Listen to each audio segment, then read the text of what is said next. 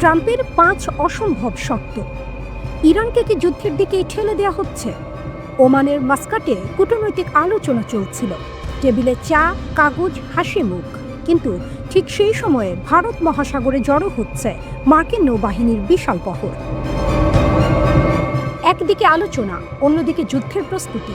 President Donald Trump ভেনেজুয়েলায় রাজনৈতিক সাফল্যের পর এবার ইরানের দিকে নজর দিয়েছেন। কূটনৈতিক মহলের দাবি, তিনি এমন 5টি শর্ত দিয়েছেন যা মানা ইরানের পক্ষে প্রায় অসম্ভব।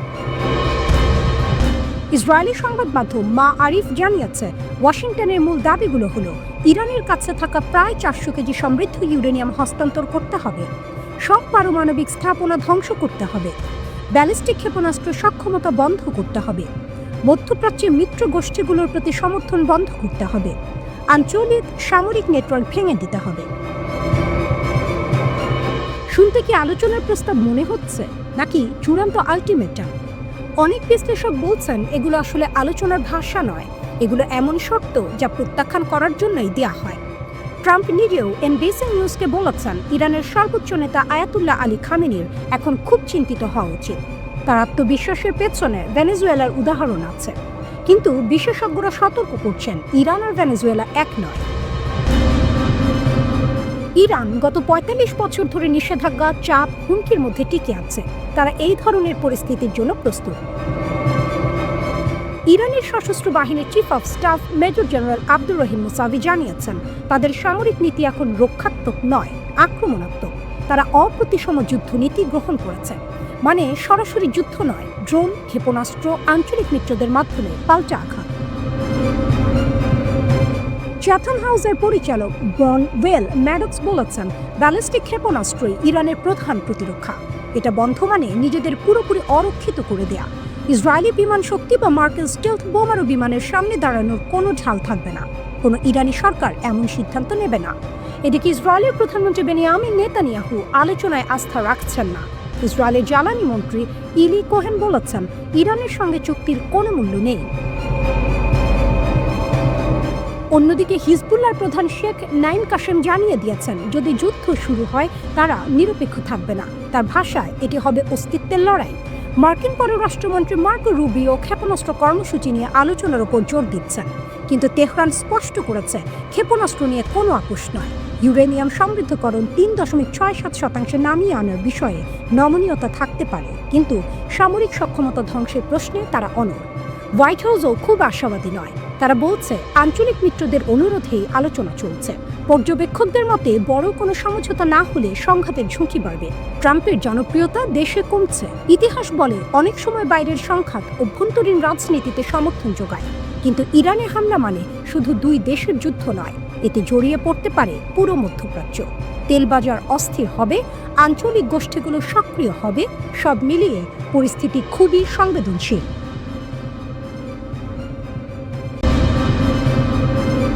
আলোচনা শুরু হয়েছে, কিন্তু ইরান কি কথা বলছে ক্ষেপণাস্ত্র দিয়ে? পুরো ঘটনাটা বুঝতে হলে আমাদের 2টা জিনিস একসাথে দেখতে হবে। একদিকে আলোচনার টেবিল, অন্যদিকে মাটির গভীরে লুকানো মিসাইল ঘাঁটি।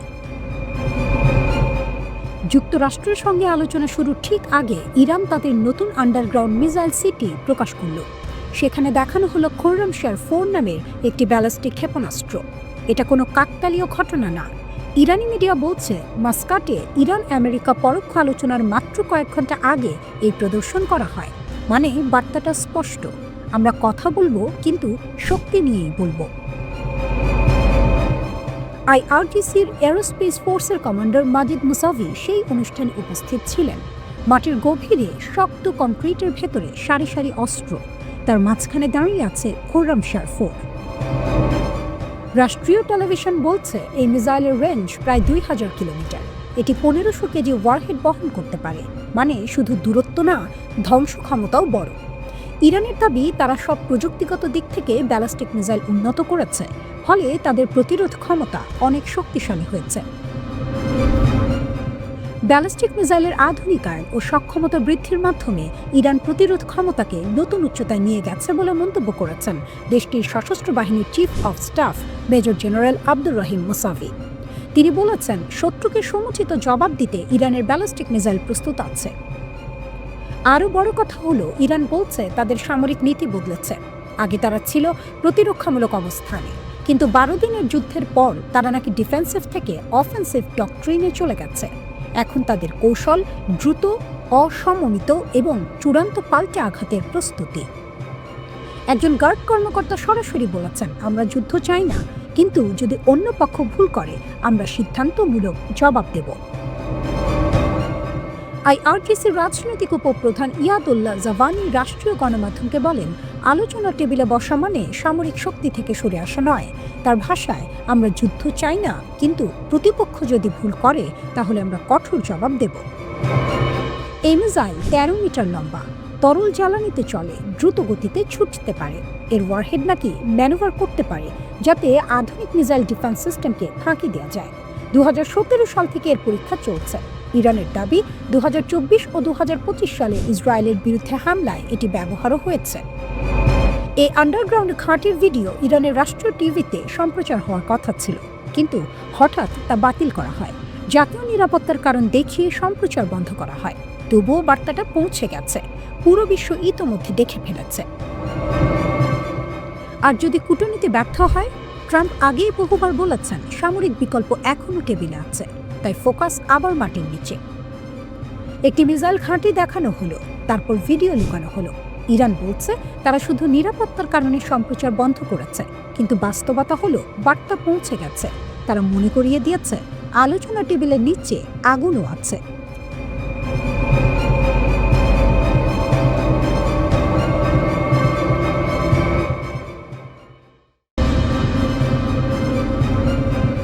মধ্যপ্রাচ্যে আবার উত্তেজনা, আবার হুঁশিয়ারি, আবার যুদ্ধের গন্ধ। ইরানের শীর্ষ সামরিক কর্মকর্তা major general Abdur Rahim Musavi স্পষ্ট ভাষায় বলেছেন, ইসলামী প্রজাতন্ত্র ইরানের বিরুদ্ধে কোনো অ্যাডভেঞ্চার বা হামলার চেষ্টা হলে তার ফল হবে কৌশলগত পরাজয়। শুধু পরাজয়ই নয়, পুরো অঞ্চলে ছড়িয়ে পড়তে পারে যুদ্ধ। এই বক্তব্য তিনি দিয়েছেন ইরানের বিমানবাহী দিবস উপলক্ষে পাঠানো এক বার্তায়। সেখানে তিনি বলেন, শত্রুরা খুব ভালো করেই জানে ইরানের বিরুদ্ধে যুদ্ধ চাপিয়ে দিলে তারা শুধু সামরিকভাবে হারবেই না, বরং আঞ্চলিক সংকট ভয়াবহ রূপ নেবে। যারা এই যুদ্ধে সমর্থন দেবে তাদেরও দিতে হবে ভারী ও অপূরণীয় মূল্য। এখন প্রশ্ন হলো, এই কঠোর ভাষা কেন? মুসাফির বক্তব্যে বারবার উঠে এসেছে সাম্প্রতিক পরিস্থিতির কথা, বিশেষ করে গত বছরের জুনে ইসরায়েলের আকস্মিক হামলা এবং পরে যুক্তরাষ্ট্রের অংশগ্রহণ। তখন ইরান যুক্তরাষ্ট্রের সঙ্গে পারমাণবিক আলোচনায় ব্যস্ত ছিল। 13 জুন ইসরায়েল হামলা চালায়, পরে যুক্তরাষ্ট্র ইরানের কিছু পারমাণবিক স্থাপনায় আঘাত হানে। এর জবাবে ইরানও চুপ থাকেনি। তারা দখলকৃত ফিলিস্তিনি ভূখণ্ডে কৌশলগত স্থাপনা লক্ষ্য করে হামলা চালায়। এমনকি কাতারের আল উদেদ ঘাঁটি, যা পশ্চিম এশিয়ায় যুক্তরাষ্ট্রের সবচেয়ে বড় সামরিক ঘাঁটি, সেটিও লক্ষ্যবস্তু হয়। এরপর থেকেই ইরান তাদের প্রতিরক্ষা ও আক্রমণ সক্ষমতা বাড়ানোর দিকে জোর দেয়। মুসাভি বলেছেন, ইরানের বিমান বাহিনী এখন সর্বোচ্চ প্রস্তুতির স্তরে আছে। আধুনিকায়ন চলছে, যুদ্ধ সক্ষমতা বাড়ানো হয়েছে। অন্যান্য বাহিনীর সঙ্গে সমন্বয় করে বিমান বাহিনী যে কোনো হুমকির জবাব দিতে প্রস্তুত। তার ভাষায় দ্রুত, সিদ্ধান্তমূলক এবং অনুতাপজনক জবাব দেওয়া হবে। তবে তিনি এটাও পরিষ্কার করেছেন, ইরান কখনো যুদ্ধ শুরু করবে না, কিন্তু দেশের নিরাপত্তা, ভৌগোলিক অখণ্ডতা এবং গুরুত্বপূর্ণ স্বার্থ রক্ষায় তারা একটুও পিছপা হবে না। এখানেই আসছে বড় রাজনৈতিক বার্তা, কারণ যুক্তরাষ্ট্র আবারও মধ্যপ্রাচ্যে বিমান ও নৌবাহিনী মোতায়েন করেছে, হুমকি দিয়েছে হামলার। ফলে অঞ্চলে আবারও সামরিক সংঘর্ষের আশঙ্কা তৈরি হয়েছে।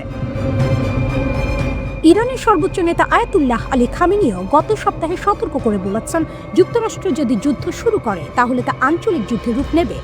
শুধু দুই দেশের লড়াই থাকবে না, পুরো অঞ্চল জড়িয়ে পড়বে।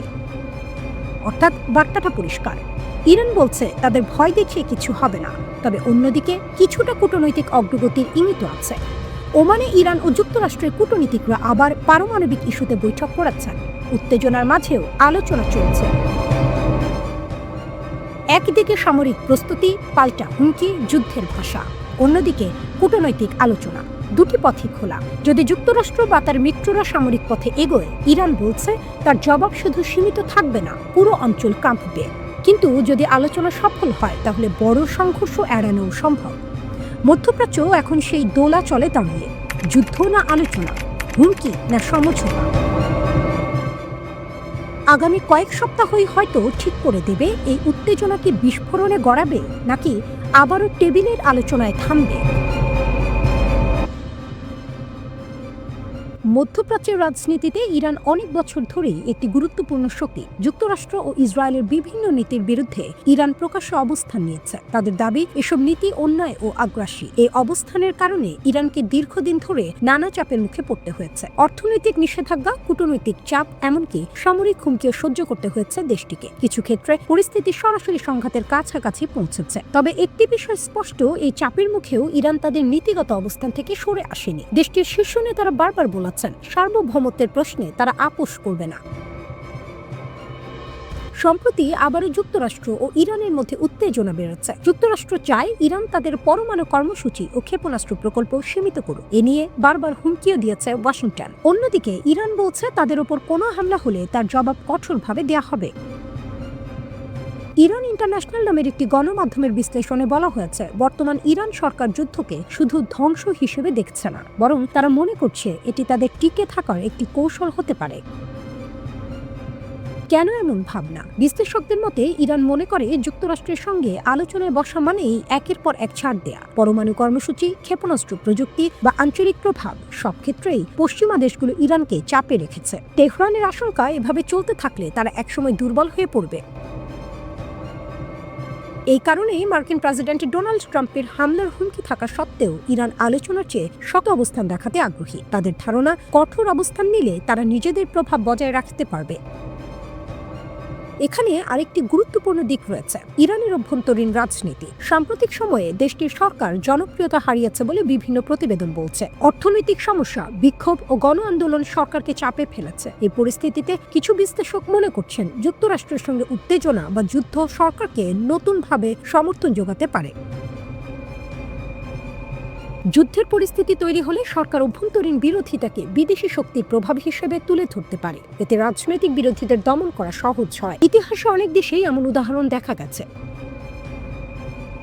আরেকটি হিসাবও করছে ইরান। তাদের ধারণা, যুক্তরাষ্ট্র এখন দীর্ঘস্থায়ী স্থলযুদ্ধে জড়াতে আগ্রহী নয়। আফগানিস্তান ও ইরাক যুদ্ধের অভিজ্ঞতা ও খরচ যুক্তরাষ্ট্রকে সতর্ক করেছে। তাই যুদ্ধ শুরু হলেও হয়তো বিমান হামলা বা সাইবার আক্রমণ হবে, কিন্তু বড় আকারের স্থল অভিযান হবে না, এমনটাই ভাবছে তেহরান। যদি মার্কিন স্থলবাহিনী সরাসরি যুদ্ধে না নামে, তাহলে ইরান সরকার মনে করে তারা পরিস্থিতি সামাল দিতে পারবে। এছাড়া যুদ্ধ শুরু হলে বিশ্ববাজারে তেলের দাম বেড়ে যেতে পারে। মধ্যপ্রাচ্যের অন্য মিত্র দেশগুলো অস্থিরতায় পড়বে। এতে আন্তর্জাতিক চাপ তৈরি হতে পারে, যা যুক্তরাষ্ট্রকে পিছিয়ে যেতে বাধ্য করতে পারে। এমন ধারণাও রয়েছে ইরানের কৌশলে।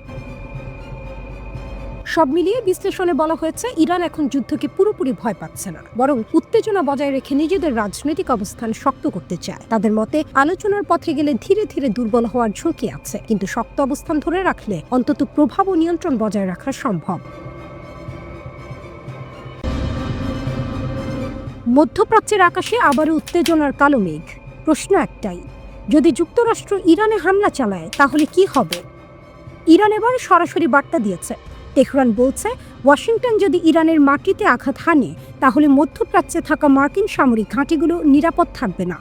কাতার ভিত্তিক সংবাদ মাধ্যম আল জাজিরাকে দেয়া এক সাক্ষাৎকারে এমন হুঁশিয়ারি দিয়েছেন ইরানের পররাষ্ট্রমন্ত্রী আব্বাস আরাঘচি।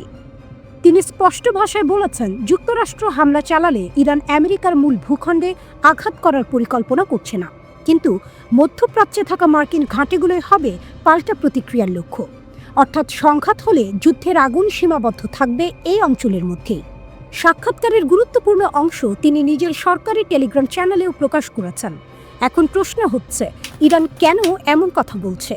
কারণ বর্তমান পরিস্থিতিতে যুক্তরাষ্ট্র ও ইরানের সম্পর্ক আবারও উত্তপ্ত হয়ে উঠেছে। পারমাণবিক কর্মসূচি নিয়ে দুই দেশের মধ্যে দীর্ঘদিন ধরে টানাপোড়েন চলছে।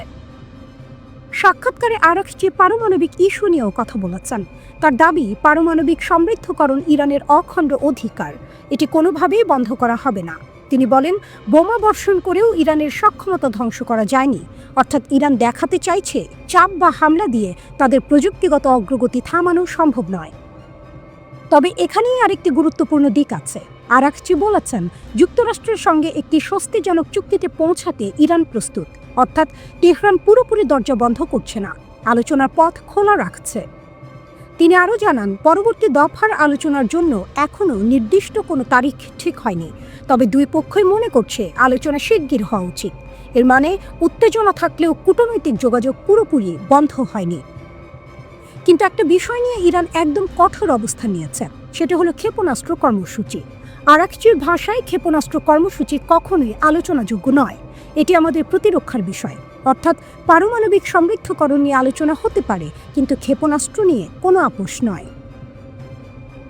এদিকে 6 ফেব্রুয়ারি ওমানের রাজধানী মাস্কাটে ইরান ও যুক্তরাষ্ট্রের প্রতিনিধিদের মধ্যে পরোক্ষ সংলাপ হয়েছে। এটি সরাসরি বৈঠক নয়, তবে মধ্যস্থতার মাধ্যমে আলোচনা হয়েছে। বৈঠক শেষে যুক্তরাষ্ট্রের প্রেসিডেন্ট ডোনাল্ড ট্রাম্প বলেন, আলোচনা খুবই ভালো হয়েছে। একদিকে ইরান বলছে, আমাদের পারমাণবিক কর্মসূচি চলবে, এটি আমাদের অধিকার, প্রয়োজনে আমরা চুক্তি করব, কিন্তু ক্ষেপণাস্ত্র নিয়ে কোনো কথা নয়। অন্যদিকে যুক্তরাষ্ট্র চায় ইরান যেন এমন কোনো সক্ষমতা অর্জন না করে যা আঞ্চলিক বা আন্তর্জাতিক নিরাপত্তার জন্য হুমকি হতে পারে। সবচেয়ে গুরুত্বপূর্ণ বিষয় হলো, ইরান সরাসরি বলছে, আমরা আমেরিকার মূল ভূখণ্ডে হামলা করব না, কিন্তু মধ্যপ্রাচ্যে থাকা মার্কিন ঘাঁটি আঘাতের বাইরে নয়। এর মানে যদি সংঘাত শুরু হয়, তাহলে সৌদি আরব, কাতার, সংযুক্ত আরব আমিরাত বা ইরাকের মতো দেশে থাকা মার্কিন ঘাঁটিগুলো ঝুঁকির মুখে পড়তে পারে। ইরান এবার খুব স্পষ্ট করে একটি লাল দাগ টেনে দিয়েছে। পররাষ্ট্রমন্ত্রী আব্বাস আরাকচি পরিষ্কার ভাষায় বলেছেন, ইরান তার প্রতিবেশী দেশগুলোতে আক্রমণ করতে চায় না, কিন্তু যদি যুক্তরাষ্ট্র ইরানে হামলা করে, তাহলে মধ্যপ্রাচ্যে যেখানে যেখানে মার্কিন ঘাঁটি আছে সেগুলো বৈধ লক্ষ্যবস্তু হবে। আল জাজিরাকে দেওয়া সাক্ষাৎকারে তিনি বলেন, ইরান সরাসরি আমেরিকার মূল ভূখণ্ডে আঘাত করতে পারবে না, কিন্তু ইরাক, কাতার, বাহরাইন বা অন্যান্য দেশে যেখানে মার্কিন সেনা মোতায়েন আছে সেখানে জবাব দিতে পারবে এবং দেবে। এই বক্তব্যের কেন্দ্রে আছে ইরানের পারমাণবিক কর্মসূচি। আরাকচি স্পষ্ট করেছেন, ইরান তাদের সমৃদ্ধ ইউরেনিয়াম দেশের ভেতরেই রাখবে। কত শতাংশ সমৃদ্ধ করা হবে সেটা নির্ধারণ করবে তাদের জাতীয় প্রয়োজন অনুযায়ী। তার ভাষায়, ইউরেনিয়াম সমৃদ্ধকরণ ইরানের অধিকার এবং এটি নিয়ে কোনো আপোষ হবে না। জিরো এনরিচমেন্ট অর্থাৎ একেবারেই সমৃদ্ধকরণ বন্ধ, এই প্রস্তাব তিনি সরাসরি নাকচ করেছেন। তিনি বলেন, অতীতে পারমাণবিক স্থাপনায় বোমা হামলা হয়েছে, কিন্তু তাতে ইরানের প্রযুক্তিগত সক্ষমতা মুছে যায়নি। তবে তিনি এটাও বলেছেন, সমস্যার সমাধান যুদ্ধ নয়, আলোচনা, কিন্তু সেই আলোচনা হতে হবে সম্মানজনক ও বাস্তবসম্মত। চাপ, হুমকি বা জোর জবরদস্তি দিয়ে কোনো চুক্তি সম্ভব নয়। এখন পর্যন্ত ওয়াশিংটনের সঙ্গে যোগাযোগ হয়েছে পরোক্ষভাবে এবং শুধু পারমাণবিক ইস্যুতে সীমাবদ্ধ। তিনি বলেন, আলোচনার শুরু ভালো হলেও পারস্পরিক বিশ্বাস গড়ে তুলতে সময় লাগবে। একটি বিষয় তিনি একদম পরিষ্কার করে দিয়েছেন, ইরানের ক্ষেপণাস্ত্র কর্মসূচি নিয়ে কোনো আলোচনা হবে না, এখন না, ভবিষ্যতেও না। অন্যদিকে তিনি যুক্তরাষ্ট্রকে অভিযুক্ত করেছেন, তারা ইসরায়েলকে মধ্যপ্রাচ্যে আধিপত্য বিস্তারে সহায়তা করছে। তার মতে, বর্তমান পরিস্থিতি আত্মরক্ষার জন্য নয়, বরং ইসরায়েলকে আঞ্চলিক শ্রেষ্ঠত্ব দেওয়ার জন্য তৈরি করা হয়েছে। এই বক্তব্য এমন এক সময় এসেছে যখন যুক্তরাষ্ট্র ইরানের ওপর চাপ বাড়াচ্ছে। প্রেসিডেন্ট ডোনাল্ড ট্রাম্প বলেছেন, চুক্তি করতে তাদের তাড়া নেই, কিন্তু চুক্তি না হলে খুব কঠিন পরিণতি হবে। তিনি একটি নির্বাহী আদেশে সই করেছেন, যার মাধ্যমে ইরানি পণ্য আমদানি করা দেশগুলোর ওপর শুল্ক আরোপ করা হবে। যুক্তরাষ্ট্রের অর্থ মন্ত্রণালয়ও নতুন নিষেধাজ্ঞা ঘোষণা করেছে ব্যক্তি, কোম্পানি ও জাহাজের ওপর। মাস্কাটে সাম্প্রতিক আলোচনায় দুই পক্ষই তাদের আগের অবস্থান থেকে সরেনি। ইরান আবারও বলেছে, তারা সমৃদ্ধকরণ বন্ধ করবে না। এর মধ্যেই মার্কিন পররাষ্ট্র দপ্তর তাদের নাগরিকদের ইরান ছাড়ার পরামর্শ দিয়েছে। কূটনীতি চলছে, কিন্তু ঝুঁকি এখন অনেক বেশি। মধ্যপ্রাচ্যে ইরানের আশেপাশে নৌ ও বিমান বহর সহ বড় ধরনের সামরিক সমাবেশ গড়ে তোলাচ্ছে যুক্তরাষ্ট্র।